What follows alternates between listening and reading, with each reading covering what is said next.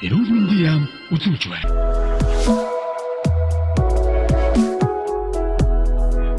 Улирлын чанартай томуутус өвчний үед ямар хүүхдэд ямар баримталж, ямар зүйл баримталж урьдчилан сэргийлэх талаар зөвлөе. Тэгэхээр ерөнхийдөө бол нэгдүгээрт нь энэ нэгэнд агаар таслын замын өвчин одоо энэ шин төрлийн хятадд гараад байгаа коронавирус ч гэсэн бас л агаар таслын замаар л дамжих юм байна л да. Тэгэхээр ер нь бол вирусын халдвар гэсэн үг.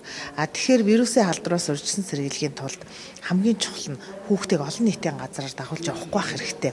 Жишээлбэл гэр орондоо ч гэсэн ханиадтай хүн оруулахгүй л байх хэрэгтэй. Том хүмүүс ч гэсэн өөрийнхөө ухамсарын дагуу өөрөө ханиадтай байгаа үед нялх хүүхдтэй айлтвал ормооргүй байгаа байхгүй юу. Тэгээд жишээлбэл нэг тоглолт боллоо гэхэд тэр тоглолтын дотор 3 настай, 4 настай, 5 настай хүүхдүүдэд дагуулаад хүмүүс явж гин. Энэ бол туйлын буруу. Тэгэхээр амьсгалын замын өвчин бол амьсгалын замаар л халдж байгаа. Ийм учраас энэ олон нийтийн газраар дэлгүүр хашаагаар хүүхдийг бас дагуулж явмааргүй байна.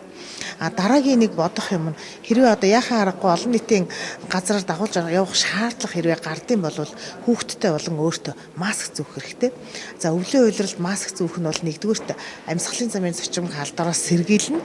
Тэрнээс гадна хоолой амруу нь жишээлбэл амаараа амьсгалаад хүүтэй агаар залгиж хоолой нүвдэгч байд юм уу? Иймэрхүү юмнаас ч гэсэн урьдчилан сэргийлнэ штэ.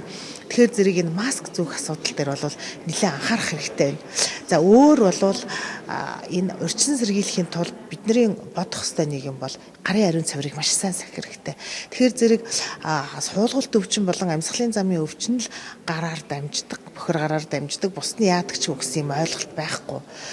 Суулгалт өвчин, дээрээс нь амьсгалын замын өвчин ч гэсэн гараар бохир гараар дамжин. Тэгэхээр зэрэг гараа маш сайн угаах хэрэгтэй. Тэгээ сайн угаа гэхээр яах юм гэж байгаа.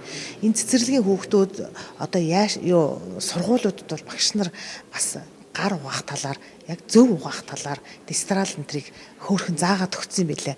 Ер нь бол маш сайн савандж байгаахыг л бид нар зөвлөж байгаа. Гэхдээ ерөнхийдөө аль болохоор зүгээр амьдралын боломжтой бол компактны биш дардаг шингэн савангууд хэрэглүүл зүгээр нь. Гэхдээ заавал тэг гэсэн ч юм бол байхгүй. Тэгэхээр гараа савгаана гэсэн үг. Монгол улсын эрүүл мэндийн яам